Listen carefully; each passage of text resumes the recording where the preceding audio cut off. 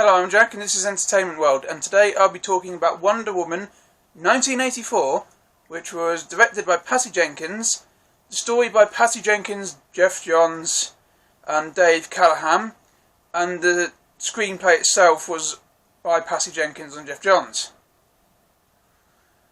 Anyway, I just wanted to say this now before I get into the review. Unfortunately, this video will be done from somebody who didn't nearly enjoy this film as much as the first film. Obviously, if you love this film, if you love this as much as the first film, and or if not, thought it was better than the first film, and anybody who says any differently, anybody who says any differently will make you get absolutely triggered. You're probably not going to enjoy this one, so you might want to skip this video. But if you're willing to listen to me talk about it, then fair enough, and thank you. I appreciate that. And also, you know, if you did enjoy it, and if you loved it, I am glad that you enjoyed it. I really am. I'm not here to say if you liked it, you're wrong. If you liked it, you're stupid. Because I don't think that. If you loved this film, if you thought this was one of the best comic book films ever made, you know what? I'm happy for you, because I'm glad you managed to get an enjoyment out of this film, which I was not able to get. So I'm happy for you. I really am. I know somebody who, last time I checked, loved this film, and I'm happy that he liked it. I'm happy for him. I'm glad him and his girlfriend had a fun time watching it. Me, myself, I didn't have that much fun with it, and rewatching it a second time, it got to the point where I was like, if I never watched this film again, I wouldn't be upset. So, yeah, anyway, I'm now going to start with the negatives, because I always start off with the negatives, and unfortunately with this film there are quite a few I want to talk about. And by the way, this film will be a spoiler video.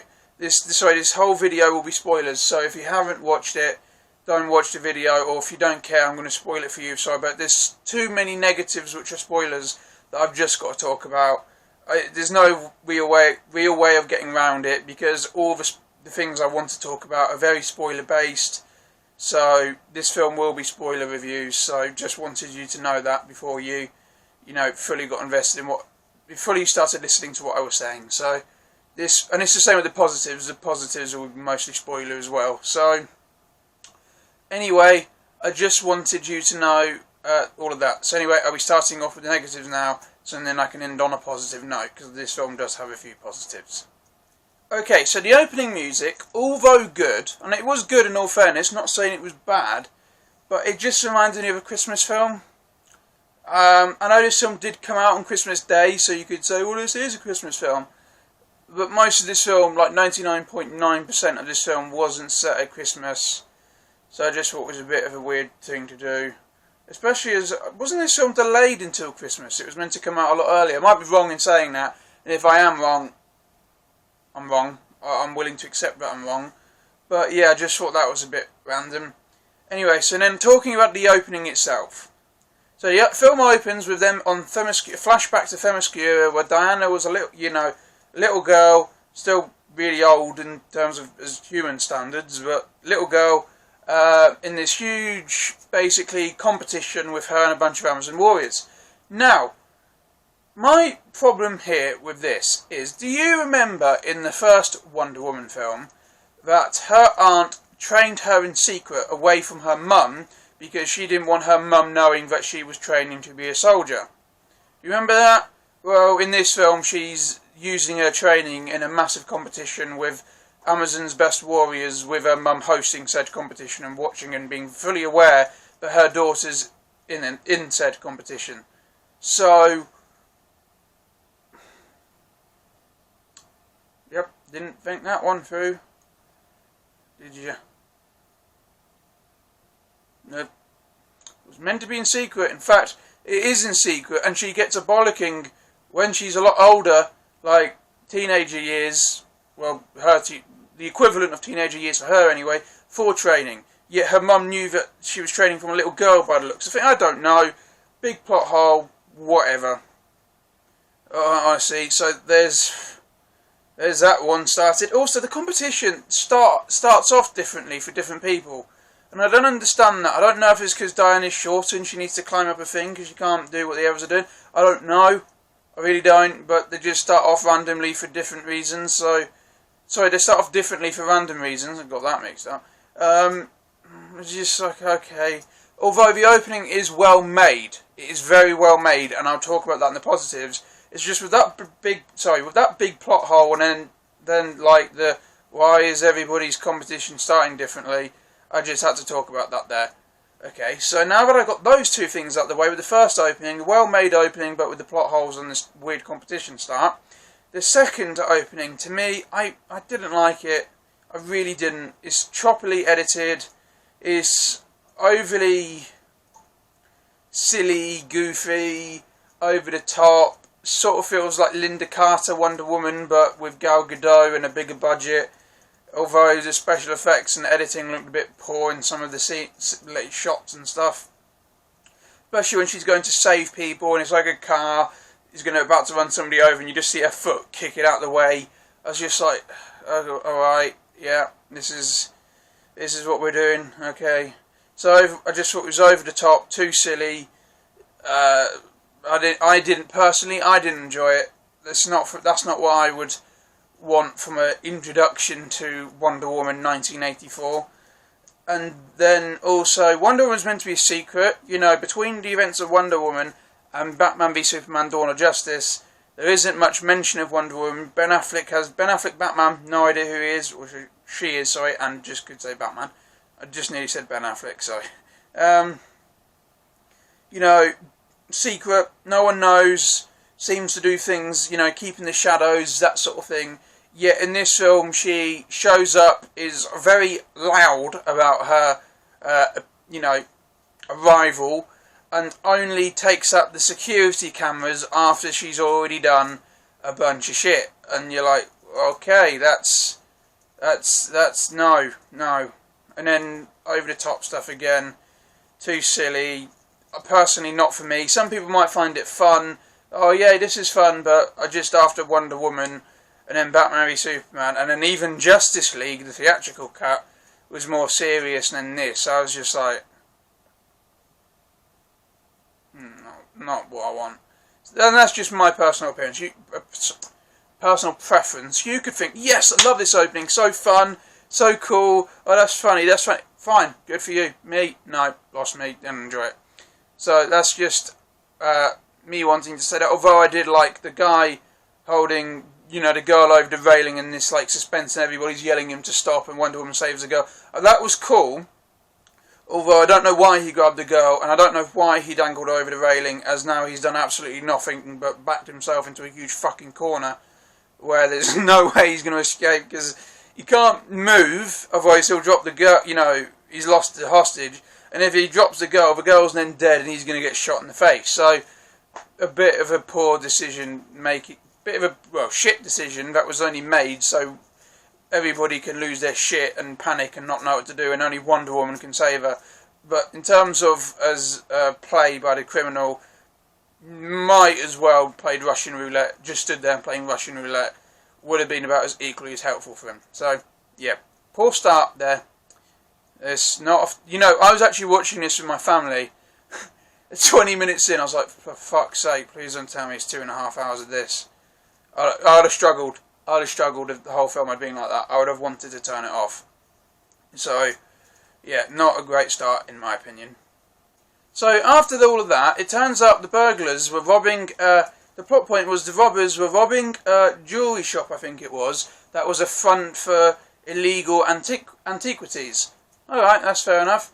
And the FBICs said, you know, contraband, and they take it to be examined by, I can't remember the character. I'm going to have to Google I can't remember her name. Sorry, the scene then introduces us to Barbara Minerva. I can remember her name was Barbara. I could easily remember that. Remembered it was Barbara. I couldn't remember what her second name was.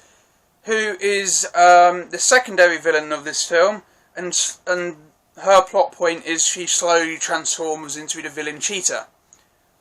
So anyway, Barbara works with antiquities at the Smithsonian Museum, and her introduction is the most stereotypical, I'm a nerd, I have no friends and people ignore me, introduction that you could possibly get. It was like Max Dillon in the Amazing Spider-Man 2 level in your face. Like, glasses, stumbling, carrying stuff, dropping stuff, people walking into her. Like, also, they're all really rude to her. I know people are rude, and I know we live in a society which isn't particularly nice, but nobody's that rude to everybody, to just one person all the time.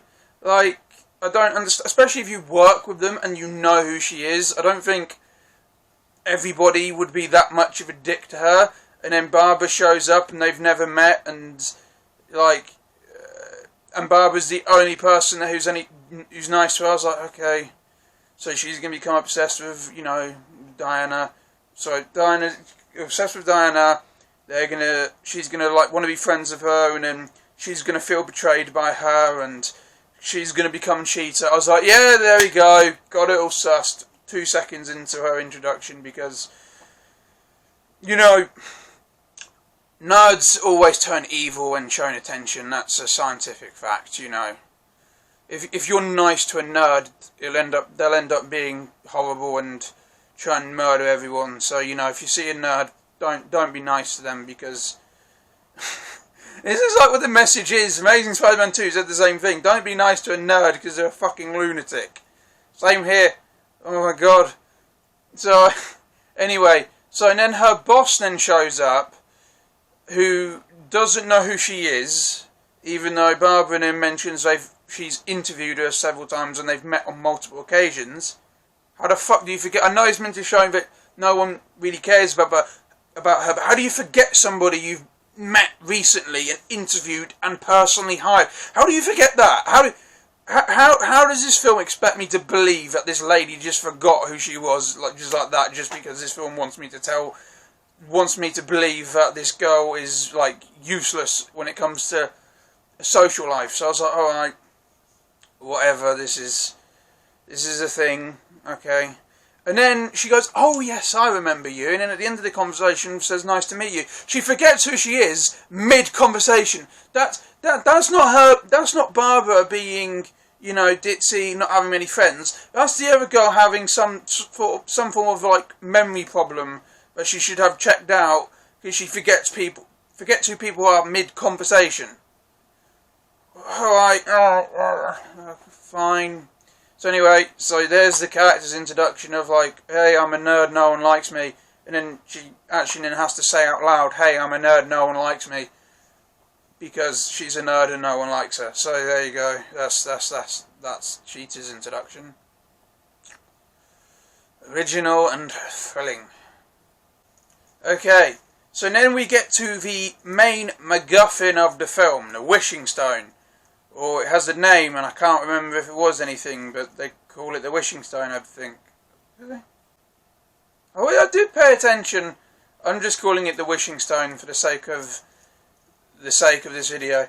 Anyway, so we get to the Wishing Stone, and that is the most overpowered, rule-bending, nonsensical MacGuffin I've seen in a superhero film in a while. Because basically what happens is, you put your hand on it, you make a wish, and it grants you your wish, but there's a negative connotation that comes with it. You lose something. It takes what's most valuable from you. It's a trick. It's a trick wish. Cool concept. The tricks seem to vary depending on what the film wants it to be, though, and what its limitations are, and how literally it takes your wish. Like this one guy's like, I want a cup of coffee. And then this guy came round and was like, hey, I got Susan, whatever the name was, Susan a coffee, and she's not here anymore. Do you want it? And he's like, oh yeah, see? Oh, I got a cup of coffee. And that's not literal. He doesn't go, I want a cup of coffee, boom, here's a cup of coffee, like teleported into his hand, literally. Whereas other times that happens. It's like, oh, I wanted this. So it literally just like appears like that. And you're like, what is does it? You know, I'd have thought it would have made more sense, like another time where Maxwell Lord, who's the main villain of the film, played by Pedro Pascal, he's like, I want your company, when you're somehow removed out of my way. And it turns out that guy's been evading tax. At least I believe that's what he was doing. and then so he gets the company that way. That makes sense. He doesn't just say, I want your company, so the other guy just ceases to exist, and then the company belongs to him, and nobody acknowledges it.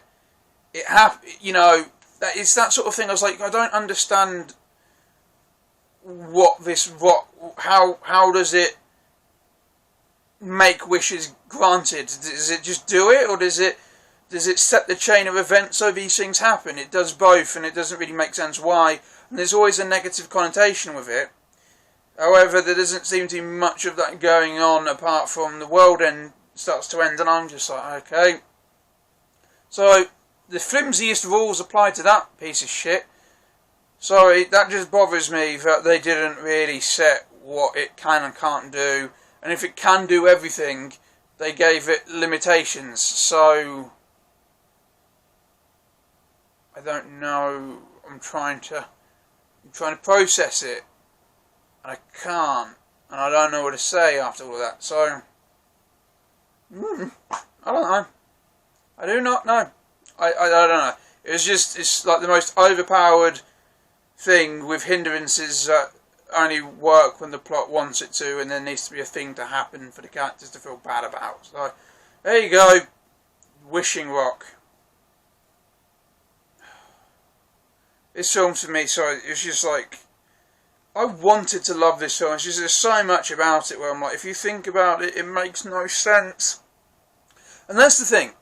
What I love about Man of Steel, Batman v Superman and Wonder Woman, the more you watch them, the more you like them. The more I think about this film, the more I dislike it. It's the opposite of how the other films are, and I don't like that. It bothers me, because I want it to be like, I hope that the second time I watched it, I'll be like, yes, good film. No, the second time I watched it, it just made me think, well, this is, it just reminded me of all the reasons why I didn't like it the first time I watched it. The things I didn't like the first time I watched it, except that time I remembered what those things were, so I just watched them unfold, and I was like, yeah.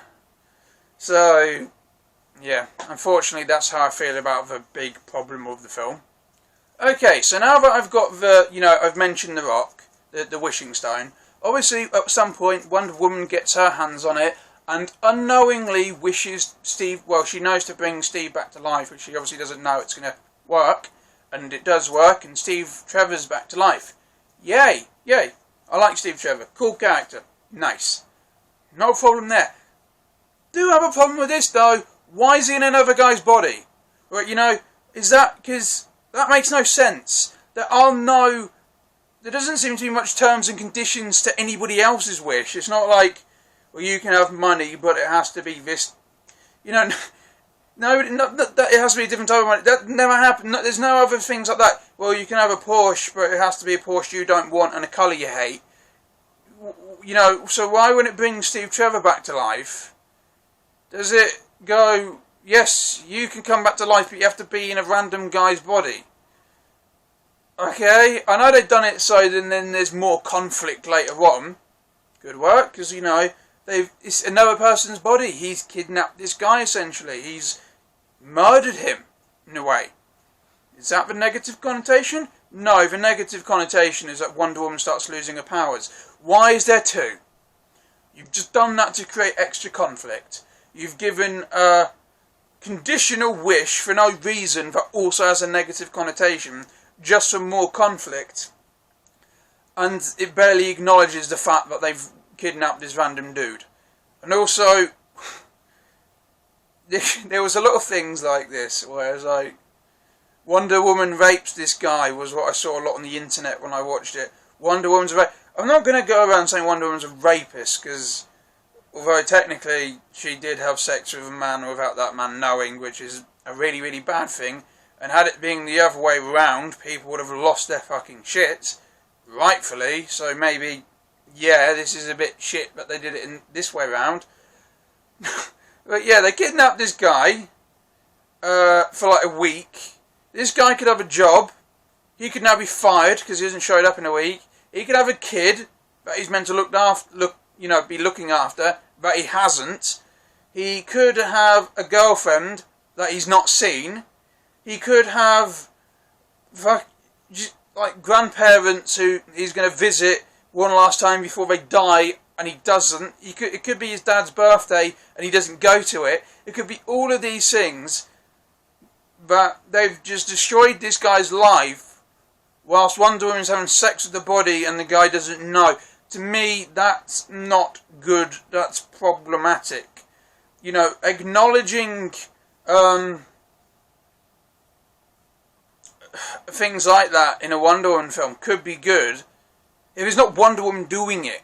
And I was just like, oh god, there's so many problematic things with this, and there's so many negative things which could happen because of this.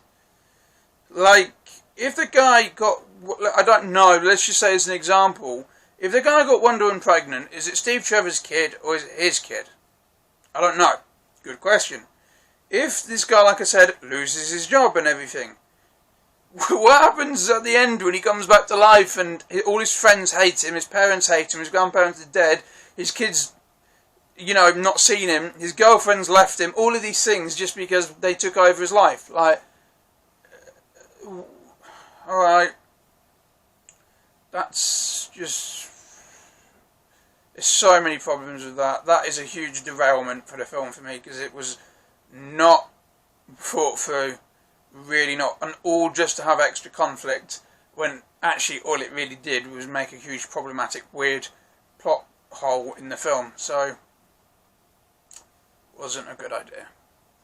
So anyway, Maxwell Lord then gets the wishing stone because that's what he was after the whole time, and he used Barbara, I can't remember the second name, I've forgotten already, so he uses basically Barbara to get his hands on it. And he gets his hands on it and he wishes to become the wishing stone. Yeah, no. No, you're pushing it. That's like saying, that is literally saying, I want my one wish to be, I'm the one who grants everybody else's wishes, so it all benefits me. No. You're reaching at this point. You're really, really fucking reaching and making convenient shit that does not make any sense whatsoever just because you don't want to explain a story that makes sense. That makes no sense. Why does he get the ability to do that? I don't know.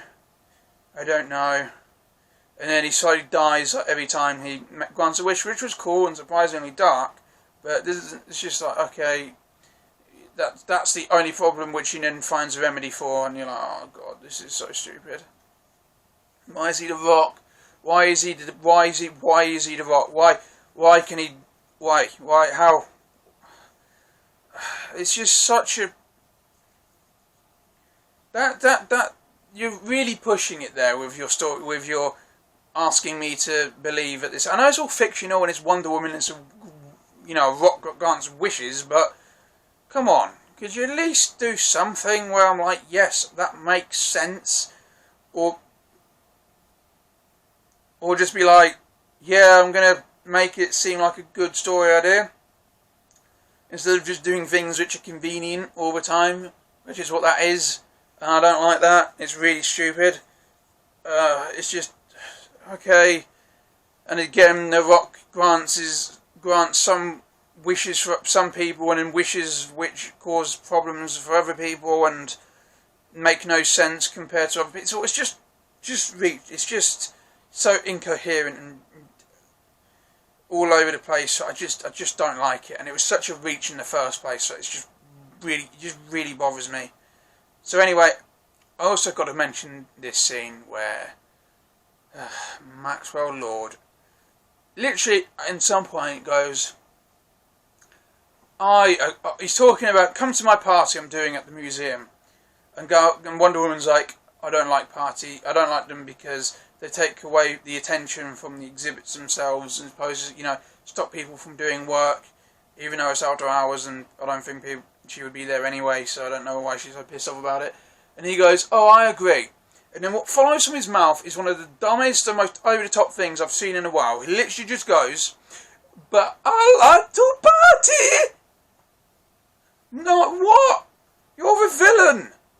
You're meant to be the scary dude. Why are you going, I like to party? No. Honestly, I sat there first time watching it and I literally went, and just laughed at it, not because it was funny, because it was fucking stupid. And it was a bad idea. Like a lot of this film has. There's a lot of bad ideas. I'm not saying I would come up with a better film. I'm not saying I should write and direct a Wonder Woman film. But it's a very big noticeable quality difference compared to the first film. So, yeah. So you got a villain doing a lato parte, a wishing rock which makes no sense, and the most stereotypical I'm a nerdy, no one likes me, I'm a nerd villain in the history of I'm a nerd, no one likes me, nerd villain. So, yay, first half an hour, we're really into this, yes.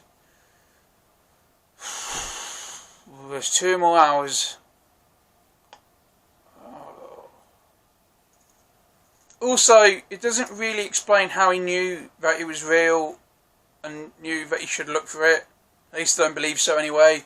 I knew he knew what it was, but it doesn't really say how he knew what it was, and knew what it was to the point where he knows he should spend a lot of money looking for it, because he knew it would work. Okay, whatever, again.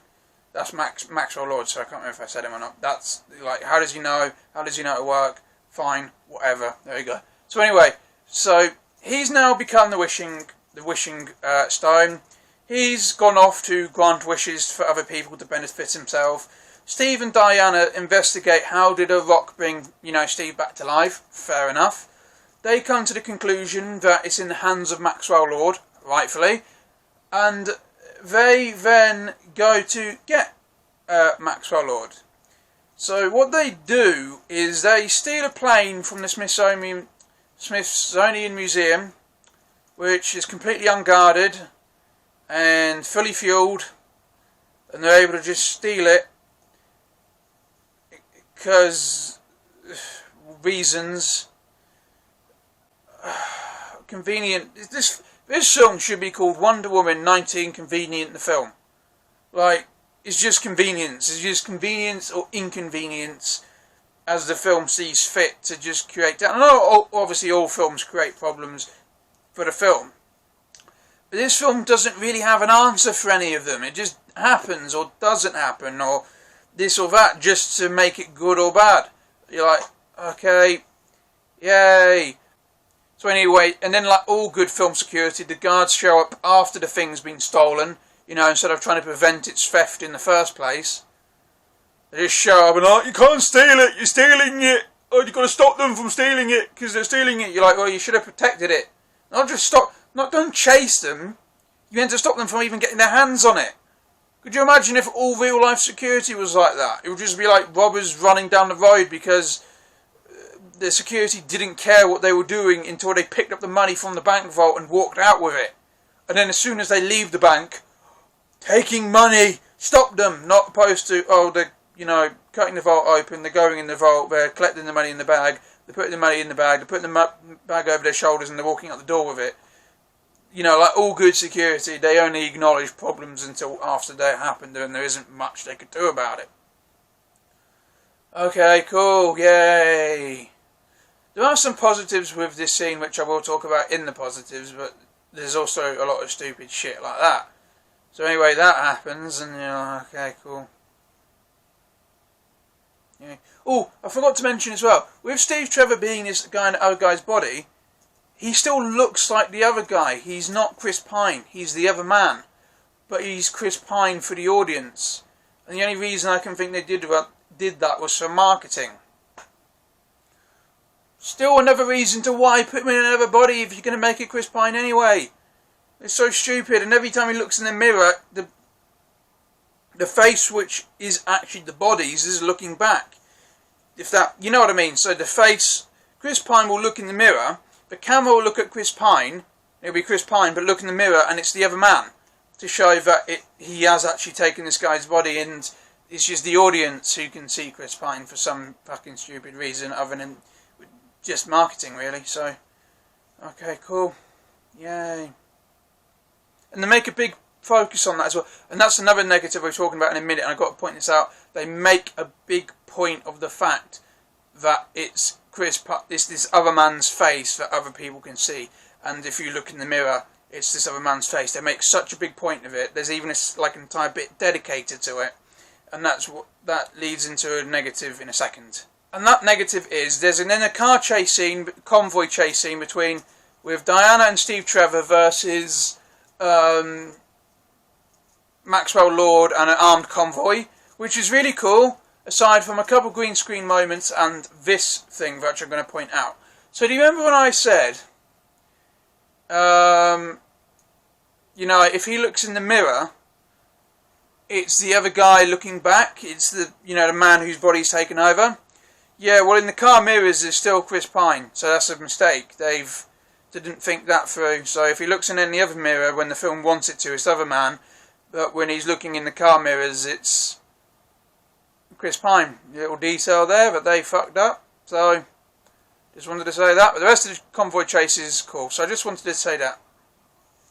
Anyway, in this convoy chase scene as well, this is when Wonder Woman starts to noticeably lose her powers for the first time. So they don't do particularly well. Maxwell Lord escapes. Wonder Woman gets injured. They go back to the States because they weren't in the States at the time. So they go back, and they need to find out what the Wishing Stone is. They need to find out where exactly it is. So Barbara, in the meantime, has found them a guy who just knows as a book on everything. It's like you know in a bad horror film where there's a scene where there's a book which just happens to know everything about everything that is the thing that is going to be a problem. Yeah, this film has a bad horror film scene like that, where this random guy has a random book which knows the answers to everything. And in this book that knows the answers to everything, it's implied that it's the evil god. This stone belongs to an evil god who tricks everyone and causes entire societies to crumble. And then they never bring the god up again, and you never get to see him, and he's not a character at all.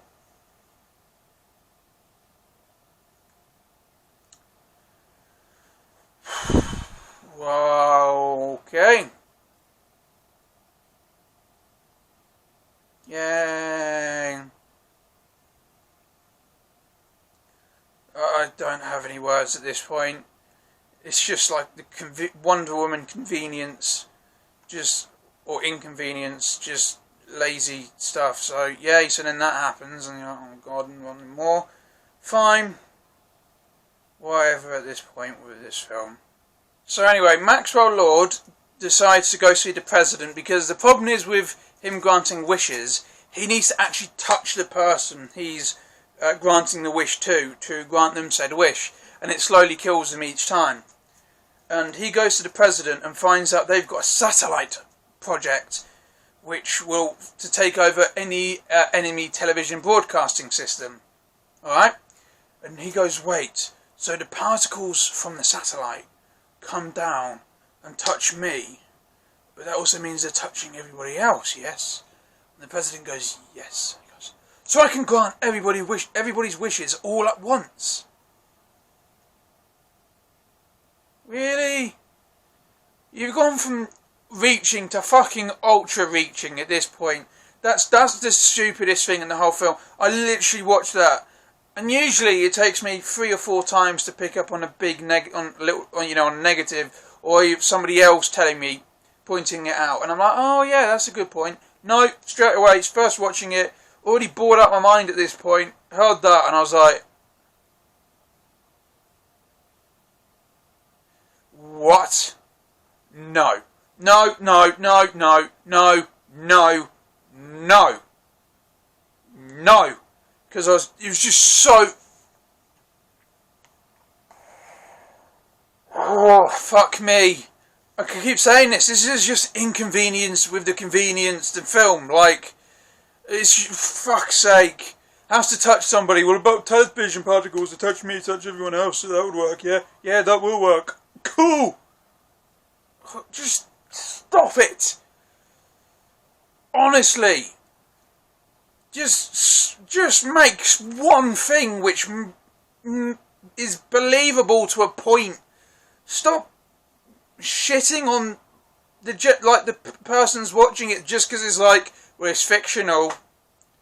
And because it's fictional, I can just do shit or change things to how I want them to be because I've run out of ideas. That's how just the whole thing, the whole film just comes across like that. I've run out of ideas, so I'm just going to make conveniences and inconveniences to suit whatever the hell I need at that moment for this film. Yay. So anyway, Wonder Woman then shows up with Steve Trevor, and there's a fight scene which is cool, well made, enjoy it, and the action in this film is pretty good, although she only uses her lasso and it doesn't show her other weapons, which even Justice League showed her other weapons. I'm not saying she needs a sword, because these people don't deserve to have their heads cut off. I understand that, so I'm not going to criticise that, but surely a fucking shield would be useful. Like, they're going to shoot at you, and you're weak, so surely a shield would be easier to use than with your lasso. And obviously it creates a cool scene, and I'm not going to knock it because it's cool and the visual effects are good there. But you're like, why not use one of your other weapons which you're famous for having? This is your fourth film. The other three did it. Batman v Superman, sword and shield. Wonder Woman, sword and shield. Justice League, sword and shield. Wonder Woman 1984, lasso, sword and shield, never shown because why not? At least never used, so why? Yeah. I'm not saying they need to deserve murder, but a shield would be useful. Especially, you know, like I said, when you're going to get swarmed by people. Honestly, I don't know. I'm just like, okay, amazing, yeah, yay, cool.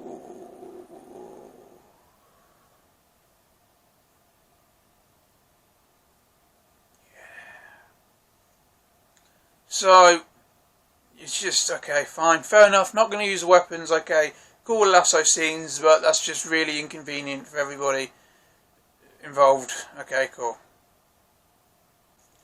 Barbara shows up, beats the shit out of Wonder Woman, escapes with Maxwell Lord. They go to the President television studio to broadcast to the world to grant everybody's wishes. Wonder Woman then is like, I can't use my powers, so Steve's like, let me die so you get your powers back. And Wonder Woman's like, no, I'm never letting you go. And I'm like, poor random guy you've kidnapped. And then Steve makes her announce her wish, so she announces her wish and then she can fly, which was cool, so I'm not going to make that as a negative. And then somehow she gets her golden armour between flying to the studio straight away from where she was, and she didn't have the armour. Yeah, I think. I'm confused. This film has so much random crap that it wants me to believe that I could have missed something there, but whatever, yay. She shows up and Cheetah's there because Barbara wished to be an apex predator which the world has an apex predator which the world has never seen before. And the Stone took that literally and turned her into a fucking cheetah. Yay. Okay, cool. So this fight scene, the only reason it exists is so there's a CGI thing for Wonder Woman to fight, because otherwise there'll be no action and they need some action, so they do this. It's really bad because Barbara's face, like with Ares and the first Wonder Woman's, is Cheetah's face is weird, like Ares' face in the first Wonder Woman. The fight scene itself is poorly edited, poorly lit, choppy, not very clear to what's going on, and has first person as well. And it reminds me of Legend, you know, the Tom Hardy Cray twin film, where Ronnie's like smacking the camera, going and the camera's going to the side, and then because they didn't have the budget to do the two actors, it reminds me like that, but a Wonder Woman film with a fight scene between Wonder Woman and Cheetah. Poor idea, looks jerky, does not look good at all. And Cheetah's going mental, and then the fight's really short as well. It's like 4 minutes long. The first person was a terrible idea, and this armour which Wonder Woman's wearing, which is supposedly meant to be strong enough to hold back the entire world, falls apart within 4 minutes of fighting Cheetah. I don't know much about Cheetah in the comics, so I don't know if she is just that strong, and if she is, then fair enough. However, that armour seems to fall apart really easily considering what it was built to do. They end up in the water and they slap each other a bit more, and then right, I'm going to show you the ending of the end fight in Man of Steel between Superman and Zod.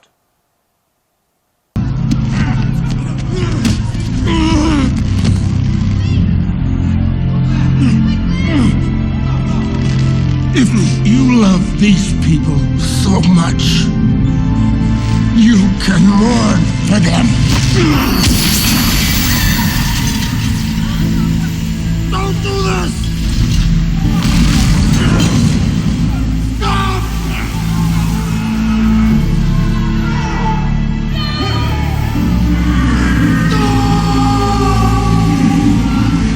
Never.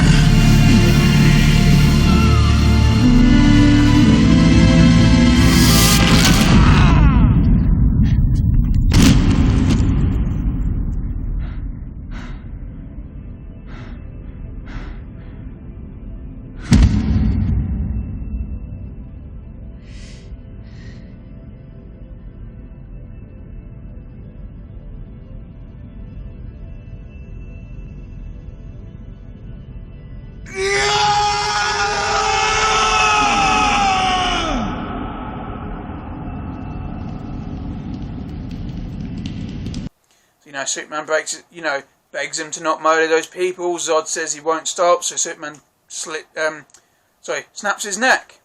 Now I'm going to show you the ending resolution to the fight scene between Wonder Woman and Cheetah in the film Wonder Woman 1984.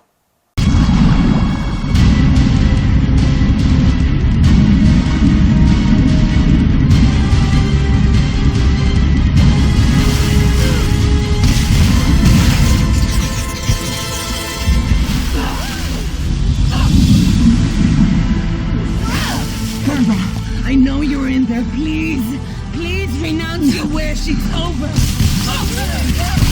Please renounce your wish. Never!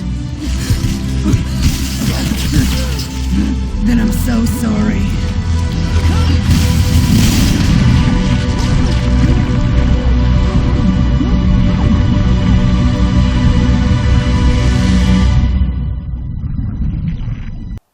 Yeah, it kind of copies it beat for beat, except from Wonder Woman 1984 doesn't have the balls to kill off the villain like Man of Steel does. Even though Wonder Woman has shown to kill a fuck ton of people beforehand, including Ares, who was the main villain of the previous film. Yay! Why? Literally, beat for beat copies it, doesn't have the balls to do it properly.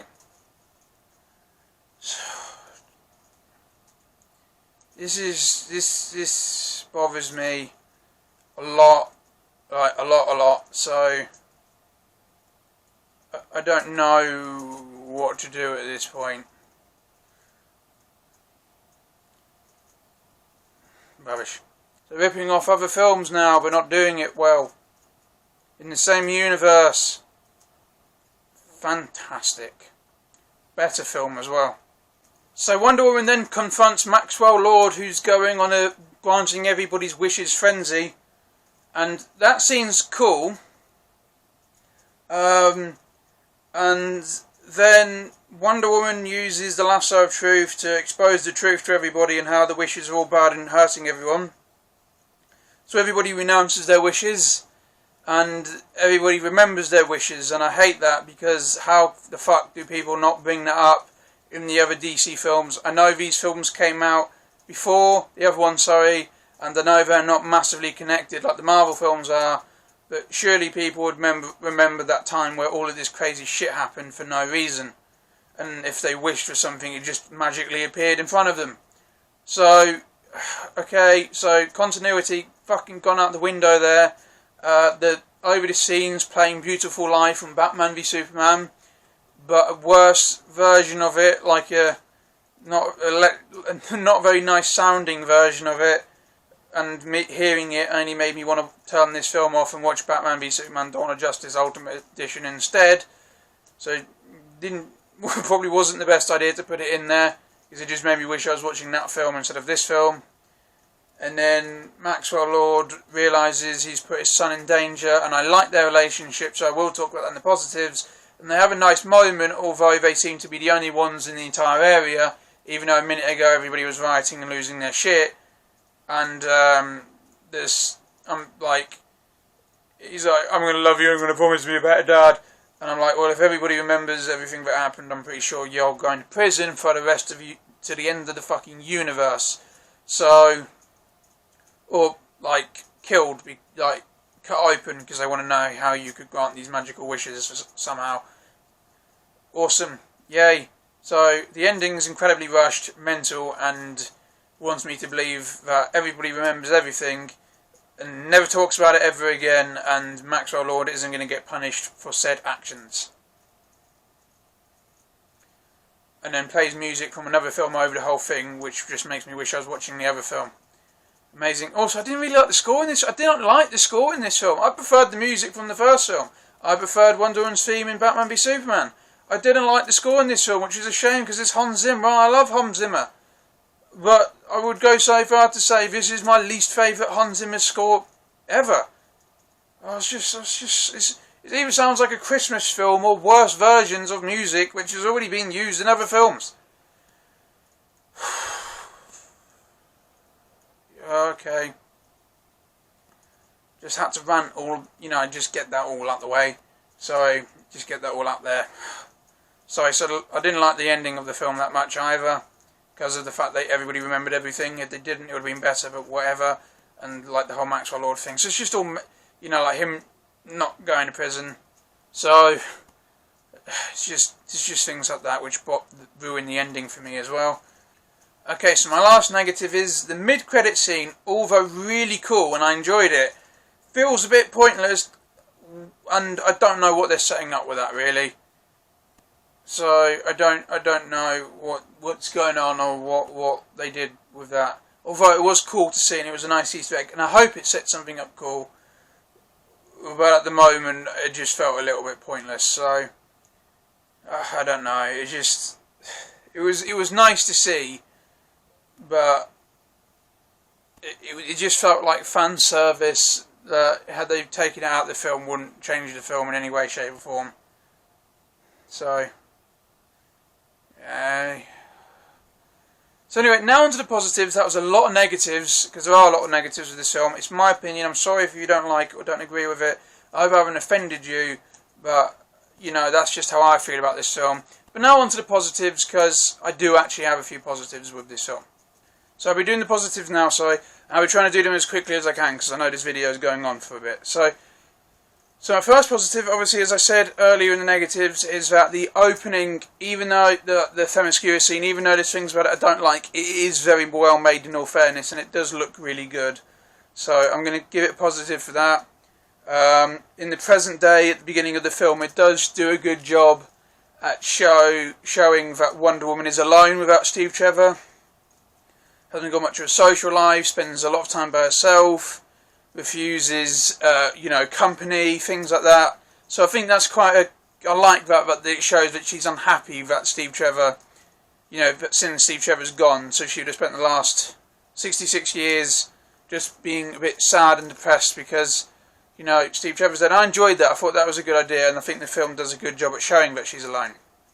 I like when they show what the stone can do for the first time as well. When Diana and Barbara are talking about it, and then this guy comes up to them and it jokingly says, "I wish for a cup of coffee," and they laugh, and anyway the guy with the coffee comes round and he's like, "Hey, look, coffee." And I like that it also showed hints that it has negative connotations, because in the background you can sort of hear him complain that he's just burnt his mouth with it. So I thought, that's quite cool. I like that little thing there. I thought that was a little good little hint at what it can do and why it does it, sort of thing. I like that when you're introduced to Maxwell in the opening montage sort of thing, not a credit scene, not montage, he's on the television. It looks like he's living a good life, and he's introduced and you think, oh yeah, he's got a good life, he's a businessman, he's rich, and it actually shows he's in debt, losing a lot of money, going to go bankrupt, sort of thing. And he's shown up in front of his son by one of his investors, And what I like about that, it shows he cares for his son. It shows that he wants to give his son a good life, and he is upset, when he's criticised openly in front of his son. I like that, and I like that it shows that he has a dynamic and a bit of, a motive for wanting to do what he does. And I also like Barbara's sort of slow change into the confident evil person, because Kirsten Wiig is really attractive. She looks amazing in this film, and even though I don't like this super stereotypical nerdy nerd, no friends nerd, they do a good job from turning her into that slowly into the more confident. Everybody notices her. Everybody wants to be her friend. Men hit on her sort of thing. I think they do a good job with that transition. So I did think that was probably the most realistic thing in the film in terms of storytelling. It's not rushed. It's not overly done.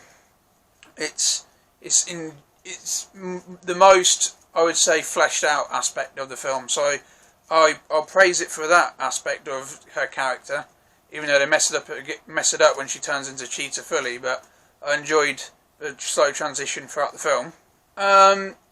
Also, when Steve comes back and it's all new to him, that was funny. Him being amazed by absolutely every piece of technology, no matter how random it is, or things like automatic doors and subway trains and things like that.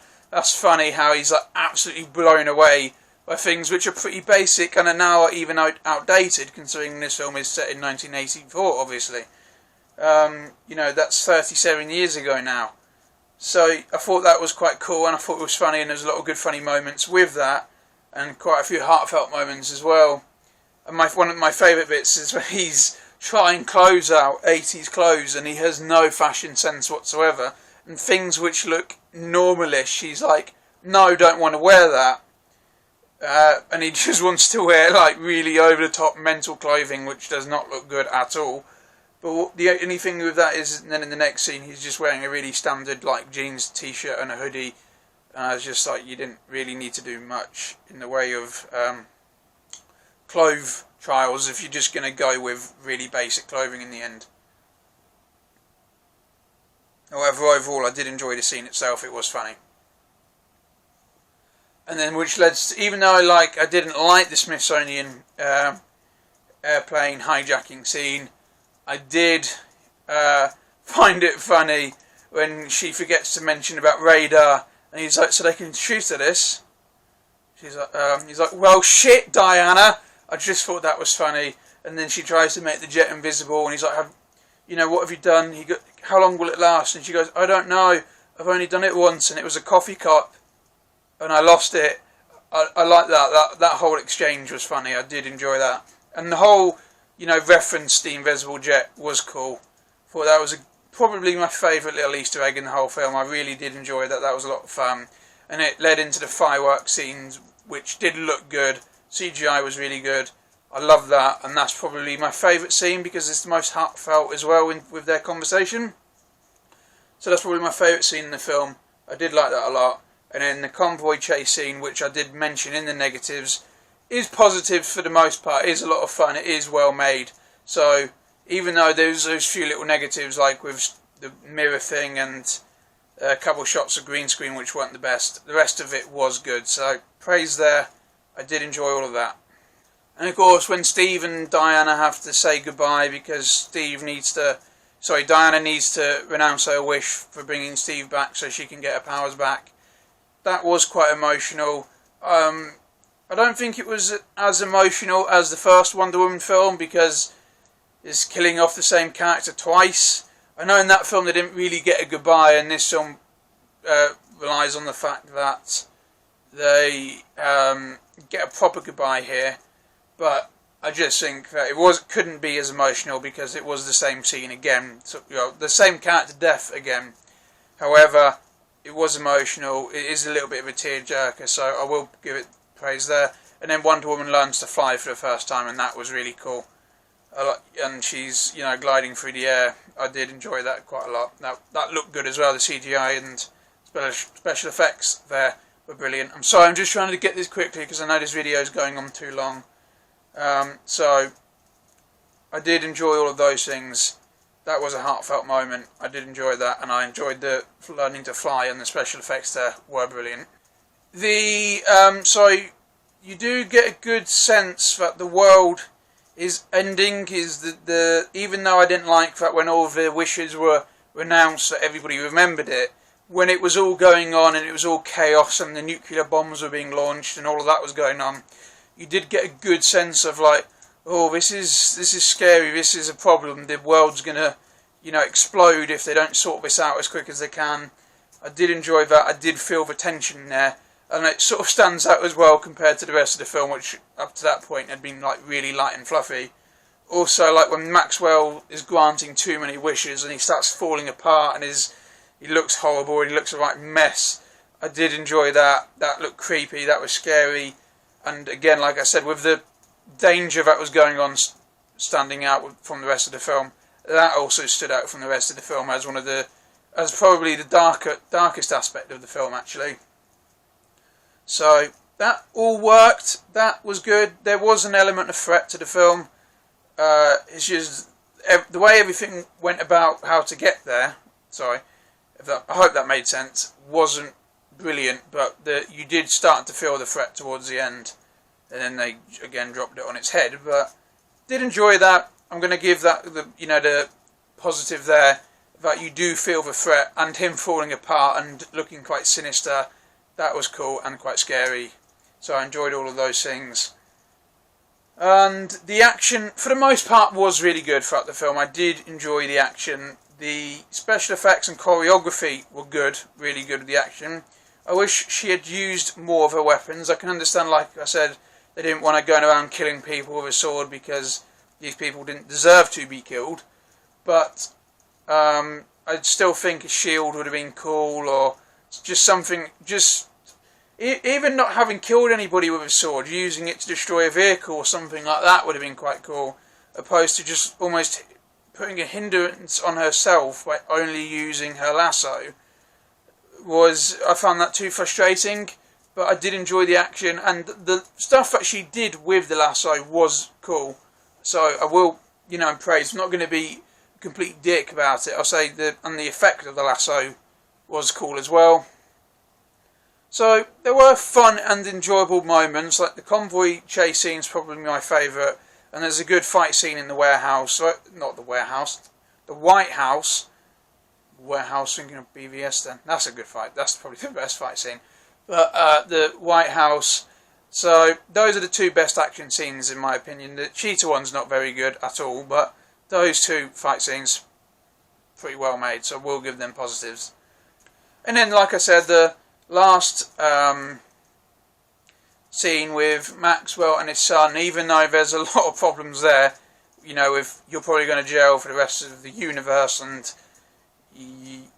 why is there nobody else here? That's heartfelt. Did enjoy that. And that again is a little bit of a tearjerker moment. So there is quite a few emotional moments in the film. And obviously the cast are great. Gal Gadot is an amazing Wonder Woman. I want her to be Wonder Woman. She is she is what I picture when people say Wonder Woman. I want her to play Wonder Woman for another 10 or so years. I hope I'm looking forward to seeing her in Zack Snyder's Justice League. Hopefully they'll make Zack Snyder's Justice League Part 2 and Zack Snyder's Justice League Part 3. She'll be in those films. And hopefully they'll make a Wonder Woman... they are making Wonder Woman 3. And hopefully they'll even make a Wonder Woman 4. And if she appears in another DCEU film or Snyderverse film or whatever film as the character, then great, because she is a perfect Wonder Woman. And obviously Chris Pine, again, despite the many issues with Steve Trevor in this film, he's a good Steve Trevor, he's a good actor, and he, again, brought a lot to the role. Kirsten Wiig, again, good. A lot of issues with the character, but I enjoyed her performance, and her performance is probably not the saving grace, because I did like the slow transition earlier on in the film, but is the best part of the character. And it's the same with Pedro Pascal as Maxwell Lord. Again, good casting, good actor. And aside from the "I like to party" scene, really good, especially when he's becoming darker and more sinister. So, the main four all do good jobs.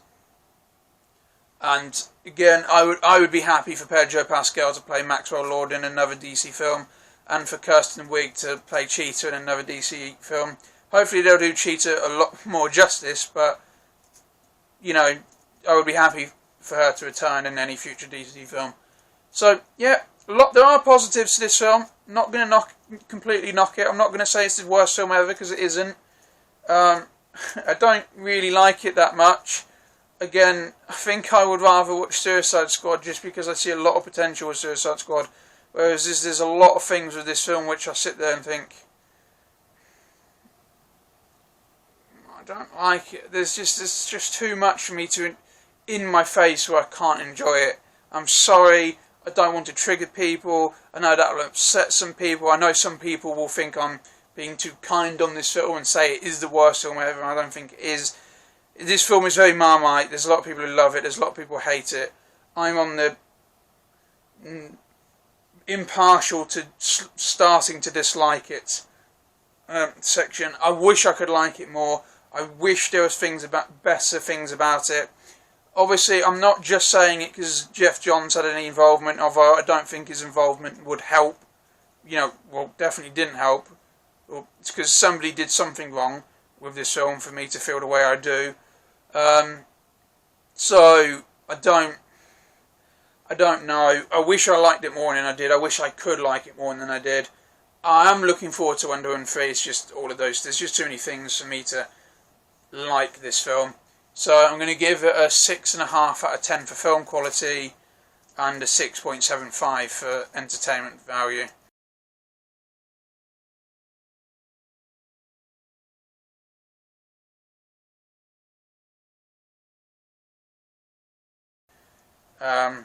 I think, honestly, I just personally, I don't really like this film that much. As I said, I wouldn't be upset if I never watched it again.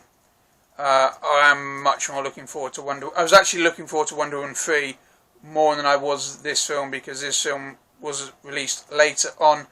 Wasn't released at the same time, because I'm in the UK as the US. So I had the reviews come out first, and the negative reviews, and then greenlighting Wonder Woman 3, and I could just tell looking at Wonder Woman 1984 that I would be looking forward to Wonder Woman 3 more than I was wanting to watch this film. And I still stand by that. So that is my opinion on this film there, in terms of the positives. Overall, if you do, want to watch this film, I recommend you rent it so you can get an opinion before you buy it. I mean, I'm going to buy it because I'm a completionist. I have all the collection, and I might watch it again to see if my opinion changes in future, or if I've got somebody who wants to watch it, that sort of thing. Although I just don't think somebody wants to watch it round. I don't think I'd ever really want to watch it again unless I was doing a big binge or something like that. So, yeah, that's my overall opinion. And if you do buy it, I recommend Blu-ray or 4K over digital, or DVD, because unless you've got the DVD, obviously that's self-explanatory, but even with digital, unless you've got the best internet, it's never the same. So, yeah, I recommend it on a hard copy if you then do decide to buy it after renting it. My overall thought is Patty Jenkins is a good director, although I just don't think she should have used Jeff Johns with this film, to write and stuff. And considering she hates the theatrical cut of Justice League, I find that a bit ironic, considering how heavy Jeff Johns' involvement in that was, and how many of those films' problems were his. So, because she openly said she doesn't like the theatrical cut of Justice League and doesn't consider it canon. So, to make a film which is even more light-hearted than the theatrical cut of Justice League, and has Wonder Woman even less threatening than in that film, I find that pretty ironic. That's her view on it. Less sexist, I'll massively give it that, but I wouldn't say she does anything much more value in this film than she does in the theatrical cut of Justice League. My opinion, don't get triggered.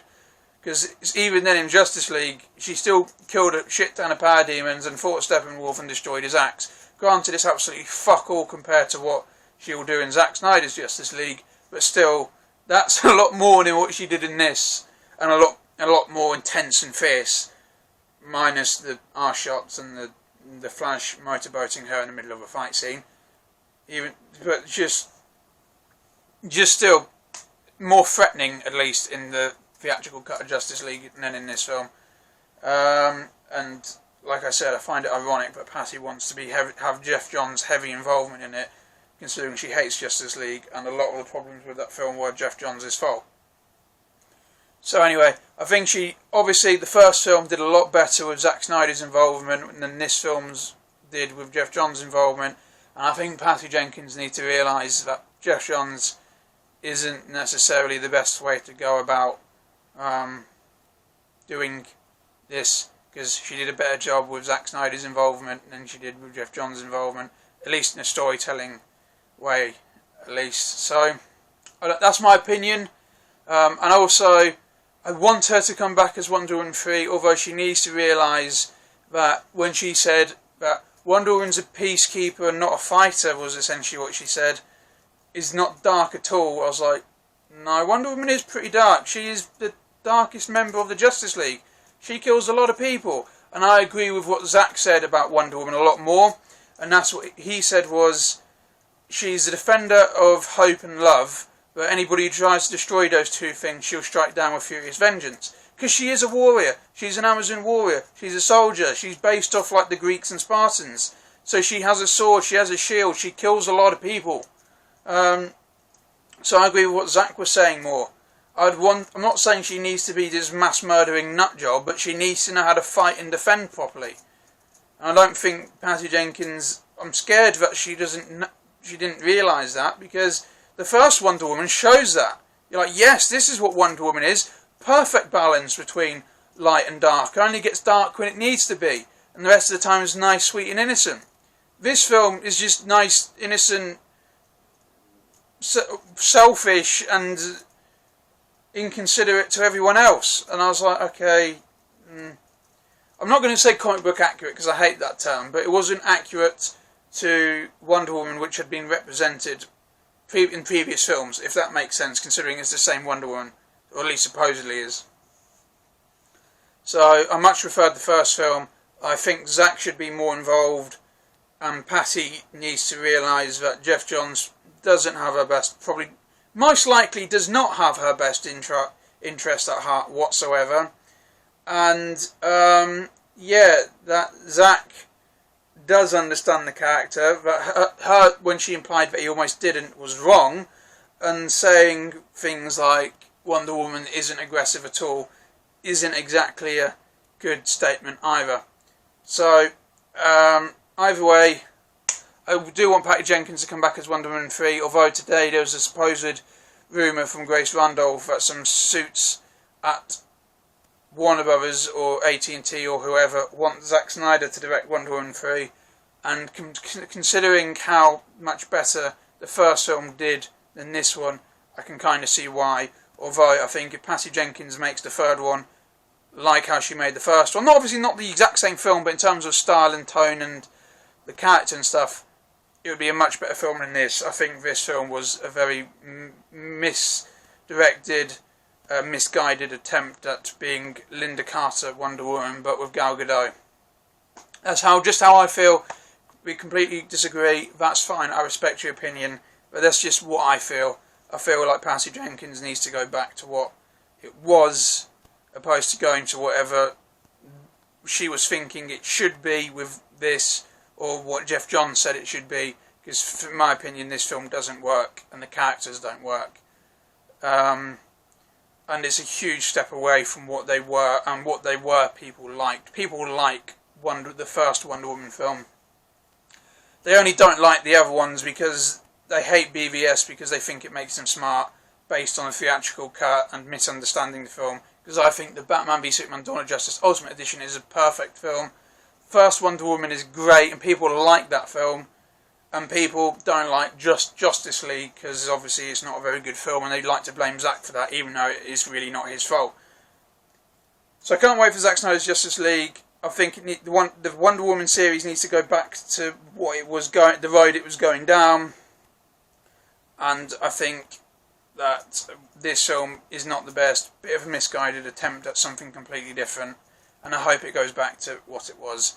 I do want Patty Jenkins to stay as a director. If she doesn't try and do this again, because I don't think this film works. I'm not saying Zack needs to be it needs to be a Zack Snyder film, but I think she also needs to realise that Zack Snyder has a better understanding at what this film should be in films than Jeff Johns does. Jeff Johns might be a good comic book writer, but so far he's not made himself look like a good film writer or producer really at all. So, yes, that's just how I feel so far with this film. So anyway, thank you for watching. My next video will be for Zack Snyder's Justice League. Come on, I'm excited for that. Very excited for that. I've also got the invitation today for the virtual watch with Zack Snyder. Can't fucking wait to watch this. Let's go. Really looking forward to that film. Can't wait. Spent 3 years fighting for it. Let's go. Can't wait to review that. I hope you watched that video because I cannot wait. So, thank you for watching this video. I hope you enjoyed it. Again, if you disagree and I've offended you, I didn't mean to. That isn't what I was trying to do. If you enjoyed it and you want Wonder Woman 3 to be like this film, fair enough. I don't. I want it to be more like the first film. But that doesn't mean I don't like you as a person. I'm sure you're amazing. And if you're part of the Snyder Cut movement, then I already like you more than I like some other people I know. So, thank you so much for that. Thank you so much for watching. Thank you for if you've watched the entire series up to this point. I'm massively grateful for that. And I do hope to see you in the next video because it's all led up to that one. So like I said again, thank you so much for watching. And I do hope to see you in the next video. No offence intended with this one whatsoever. Love you all. Thank you so much. Thank you again so much for watching. Goodbye.